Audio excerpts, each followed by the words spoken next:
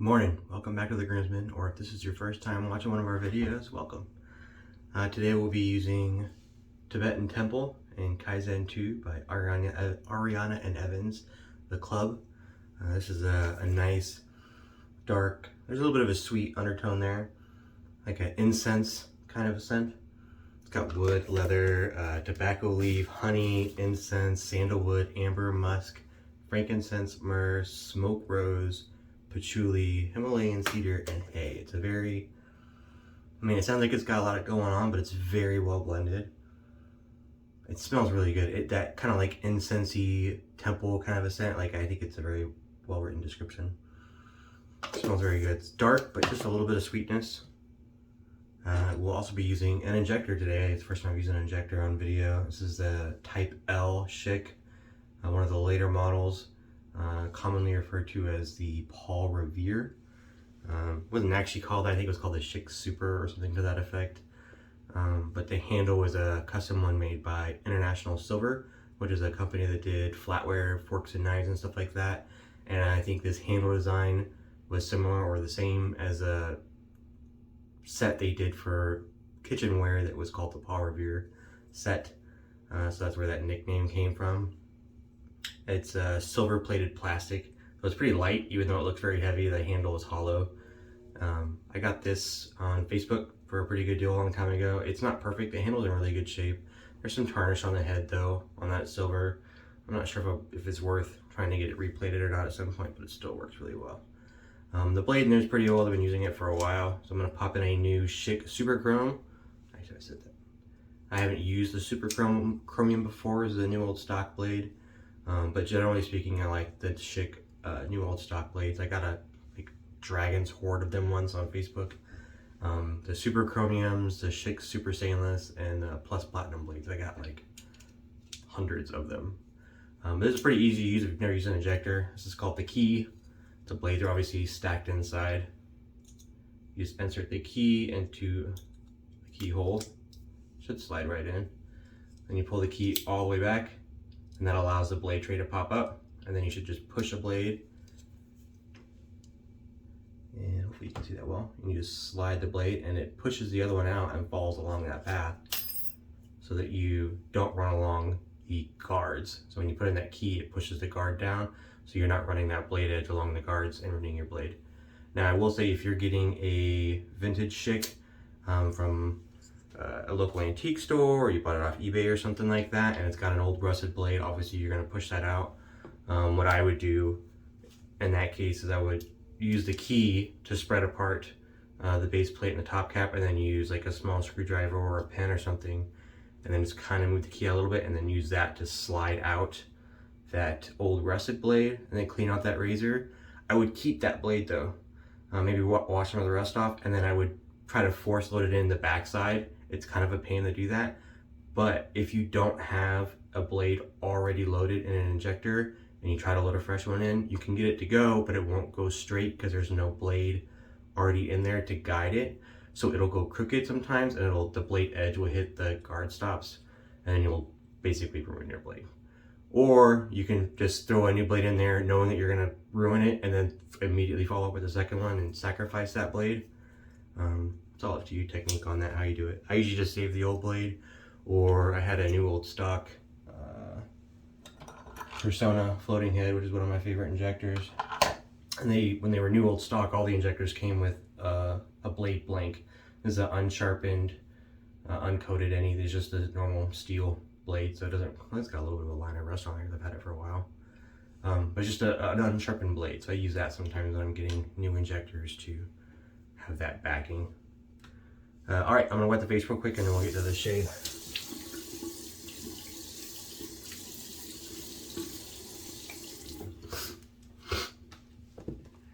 Sorry if I'm a little sniffly, those springtime allergies are in full force up here. This Kaizen 2 is pretty good. I think all of Ariana and Evans is really good. Kaizen and Kaizen 2, and now it's K2E, Kaizen 2 with the emo oil. They're all really good. I'm not sure if I could tell the difference in, like, if I had like a blind sample I didn't know. I don't know if I'd be able to tell the difference. They're all that good. Very dense, low structure lather. It's not going to be very fluffy. It's very thick, creamy, dense lather. This brush I'm using is a Chisel Hound. I can't remember what the name of it. I think it's tourmaline. It's a very cool greenish blue brush. It's kind of clear on the bottom. I like it. I think it's very cool. I got this in a mystery box that I did participate in a raffle for a long time ago, like a year ago or so. And the knot is a Amack silvertip. I think they have an Etsy store. I haven't checked for a while if it's still up. But last time I checked, which was several months ago, they still had knots available. A couple, not a lot. I was thinking about buying another one for a vintage brush, but I hadn't gotten around to it. Very, very soft. I mean, silver tip, so very, very soft tips. It's a bulb style. I think it has a very low loft, so it's set pretty deep in there, and that allows it to have some backbone, so it has some scrub, even though it's so soft. I think if it had a higher loft, it would be so fluffy, it wouldn't have any backbone at all. But as it is, I think it was set perfectly by the previous owner that I got it from. Kind of a short brush, a little short stubby, but I actually rather like it. It's a nice change. I've been using a lot of 2-band batters, which is pretty common. So it's a nice little change up from that type of knot.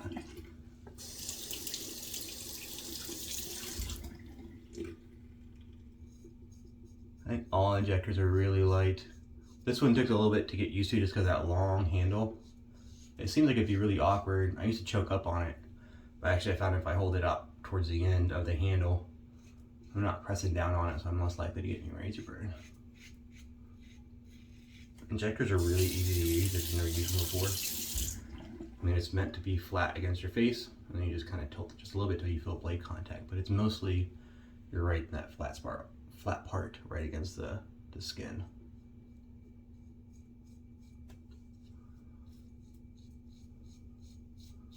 It's, I don't want to say impossible to cut yourself, but I think the incidence of mixing cuts with an injector much lower than with a DE. The blades are much thicker. There's no bend in them. They're not made that way to have a bend like the DE blades are.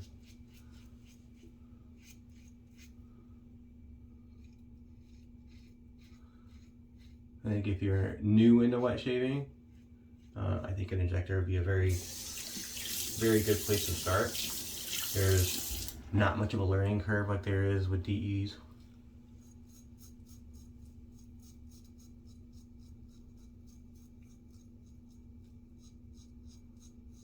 You don't have to worry about hunting and finding the proper angle all the time. There's all that mystery around what blades to use because there's so many blade choices in DEs. And there's not with the injectors unless you go try to hunt down new old stock stuff. As far as new blades go, you have the Schick yellows that you can commonly find on like Amazon and eBay. Those are manufactured in China. And then you have the Schick ProLine B20s. Those are actually a really good blade. I think I have a set somewhere. But they fit in an injector, but they don't have the key because they're meant to be used for like hair shaper, shavette kind of style ones. So you either have to pull a blade out and put it into an old injector with a key to manually load it, or start getting creative with your loading process. And then there's the Personas that are made in the US. They are very often, quite often, rebranded as other companies. Ted Pella is pretty common. You see the Ted Pella blades, they're just rebranded Personas. On a Supply, if you get a modern injector, the Supply 2.0 or the new Supply SE, I think their naming convention is so weird. But anyway, before I get too distracted by that, their white label blades are Personas. They're just branded Personas in a different injector casing. Their black label blades, which are new, are not though. Those are fairly new on the market with their new SE razor that they just came out with this year. They did a Kickstarter for it last year, but it just started shipping this year. The black label blades are made in Japan, like the Schick B20s. Now, are they made by Schick or are they made by Feather? I am not sure at all. I just know that they're made in Japan. That's the only info that they give freely on the site. If anyone's got any other info about that, I'd be curious about it. Who the manufacturer of the blades are. I've heard nothing but positive things about the black label blades. I did hear that their custom injector case that they made for them works really well in the supply, and it does not work very well at all in vintage injectors. Something to do with the fact that the supply case is plastic instead of metal, and I think the key is shorter, so it doesn't quite engage and get enough. I don't know if it doesn't fit squarely, or when it fits in, it doesn't align the blade properly for where the blade slides in. I haven't got one yet. It's definitely on my list of things to get to try. I don't know if that was an intentional design or if it was just incidental. I think if you get them and you're using vintage, you gotta use a little workaround. Like I was saying, put one in, pull a blade out of the black label case and then slide it backwards into a vintage injector case. It's a lot of work. Then you're running the risk of hitting that blade edge on the edge of the case and dueling your edge or damaging it in some way. But I heard it's worth it. I heard they're really good blades. But I think that's it. That's it for injector blades. The yellows, the Personas, the Schick B20s, which are kind of iffy because they don't have a key, and the the Supply black labels. Those are the 4 modern injector blades.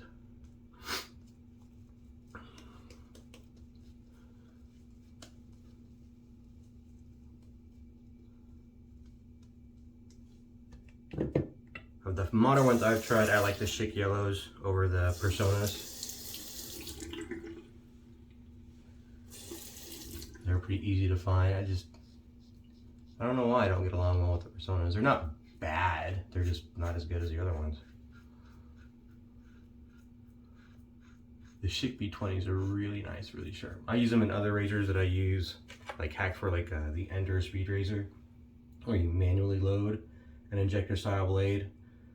Maybe I'll feature this in another video and show about it. It's pretty interesting.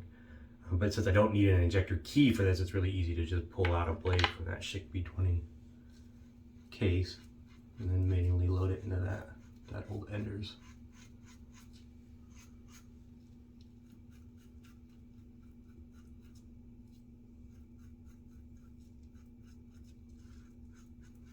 Or the katana, if you guys have had the Yaki katana, it's actually made to use a half DE, like a snapped in half DE. Works really well. But the way the head is designed, an injector blade fits in there perfectly with really no fuss or muss, right against the back of the blade stops that are made for the DE. And it holds very securely when it's tightened down. And I heard someone on the Surf, the Single Edge Razor Fans Facebook group talk about it once and tried it out, and it gives a really fantastic shave, surprisingly enough.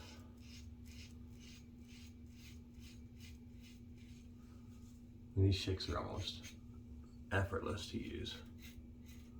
Well, all injectors. Some of them, I guess. The older you get with injectors, generally speaking, the more efficient.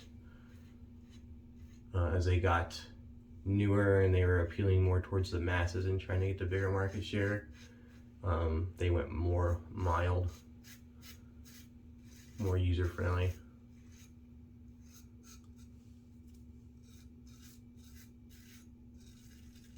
But this is one of the more modern ones.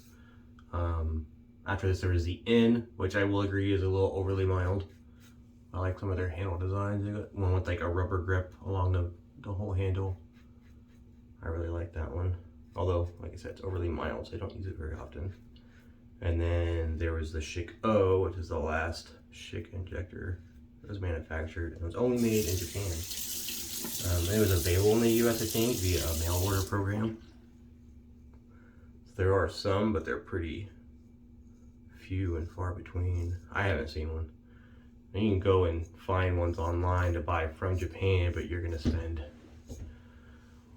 well over $100, probably closer to $200 to get one from Japan. They had a gentleman down in Florida that had like a storefront for shaving stuff, soaps and razors and whatnot. He did I don't know how he's doing, but he was manufacturing a knockoff Schick Type O. It looked exactly like the Schick Type O in every way, except it didn't have the Schick branding on the top of the head. I don't know if he got a hold of the original Schick manufacturing equipment and was just popping them out via that, just without the branding plate, because they were exactly like it to a T. Some of the reviews that are online said they shaved exactly like it as well. But unfortunately, he stopped making those, or his storefront closed for whatever reason, right when I got into collecting injectors, so I missed out on that opportunity. I saw one of them go for sale, but it was pretty highly priced and wasn't in very good condition, so I passed. But you'll see a Type O every once in a while show up on eBay or Etsy. I think because of their rarity, they usually command a higher price. A very cool handle. But you got some modern options too. Parker made one that looks kind of like the PAL adjustable.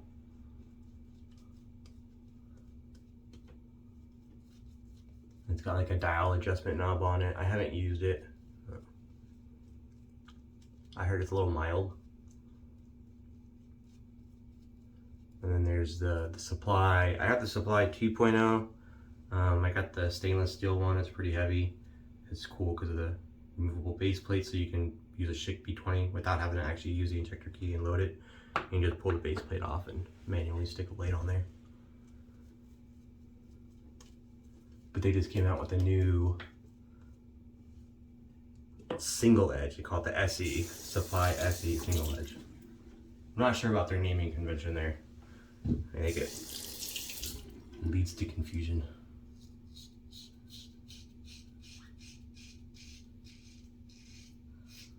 But they have the basic design is still the same with that removable base plate. I don't think they have the base plate options anymore.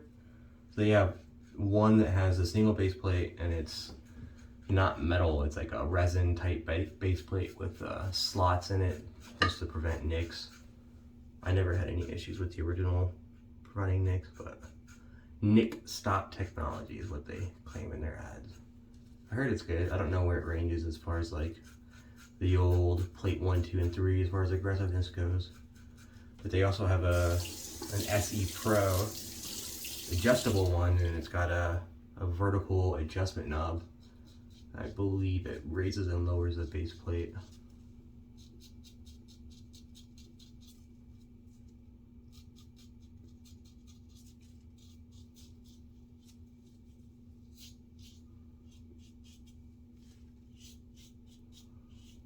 It's a little bit more expensive. It looked interesting. I looked at the Kickstarter when it was coming out.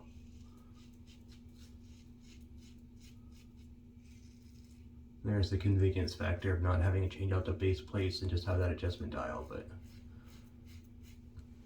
then I also lose the ability to use those Schick B20s, or at least to easily use those Schick B20s. So I wasn't sure if it was worth, having already had the 2.0, I wasn't sure that it'd be worth getting the Schick Pro. I mean, I guess you're getting more than 3 levels. So if one of the base plates didn't quite work for you on the Schick 2.0 and you kind of wanted something between a 2 and a 3 or a 1 and a 2, then you might get that with the SE Pro that has an adjustment dial and more settings.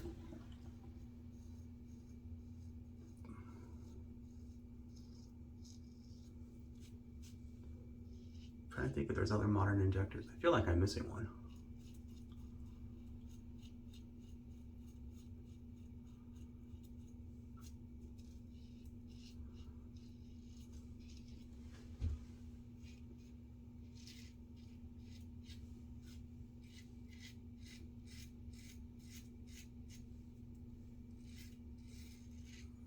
I still can't think of it. Maybe I'm not. Maybe that's it. They've done a lot of modern offerings for the injector razors. You got a few more options for gem style.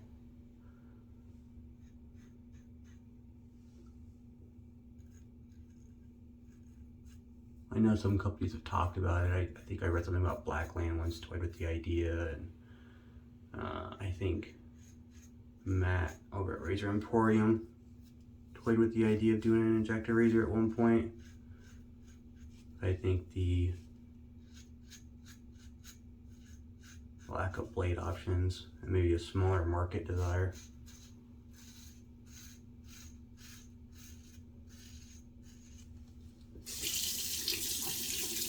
Might lead to people not doing that one.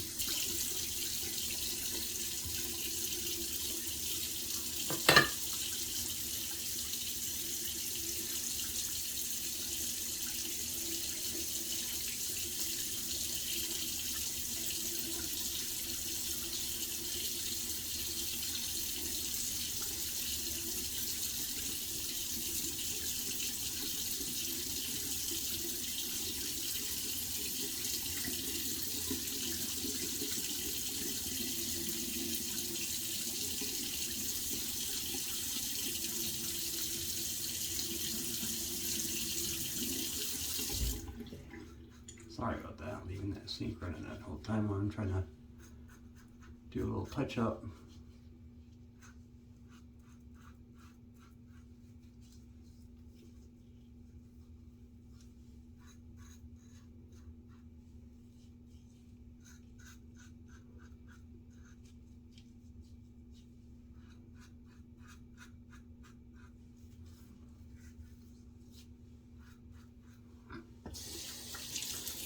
I think that's it. Pass 3 is done with the Paul Revere. I do really dig injectors. I use them like almost exclusively for a few months. There's still quite a lot of options out there if you go through and try to acquire all the old Schick models. And then there's the other random ones. Persona made a couple iterations. This is the Floating Head 2, which is my favorite. But then they made a couple British models, and then there's some other. I just saw one from a gentleman on the surf page posted. It was Spain, manufactured in Spain. I've never seen that one before. It looked very cool, very rare, obviously. Manufactured overseas and not for very long. But I'm gonna do this cold water rinse and then I'll be right back. All right, back using the matching Tibetan temple aftershave. I think the scent in the bottle is a little bit more complex. I mean, obviously it's the same scenting stuff that they use in soap, but I think in the liquid form it keeps a little bit more of its complexity than when it's mixed with the soap. There's a little bit more of that sweetness up front, that honey and that incense smell too, a little bit of the rose.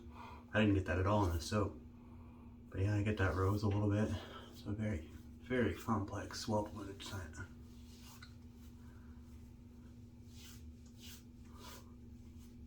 Their aftershaves are really nice. If you haven't tried them before, they're marketed as aftershave splash and skin food. It's got a lot of extracts, white willow bark, vitamin E, plantain leaves, white, oh I already said that one, chamomile, red clover, calendula extract, rose water, all kinds of good stuff in there, glycerin, aloe, obviously some alcohol.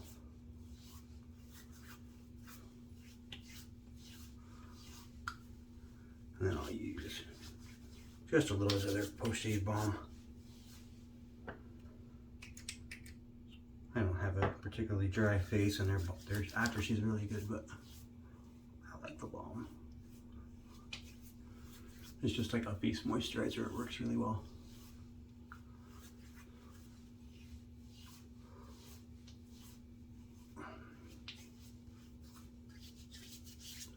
All right, that was it. The Schick. I highly encourage you to go out there and try an injector if you ever get a chance. Usually when you find them at the antique stores or even on eBay's, some of the old Schicks are very inexpensive. Some of the models like this that aren't as common can get a little pricey. Last time I saw one sell on eBay, I think it went for like 30 bucks. So comparatively speaking, it's not horrible. But you can get a regular like Type E for like $5-10. I mean, I see them at the antique stores all the time. They're quite common. They're mass produced for decades. So go out there and try one. Get yourself some injector blades and try something new.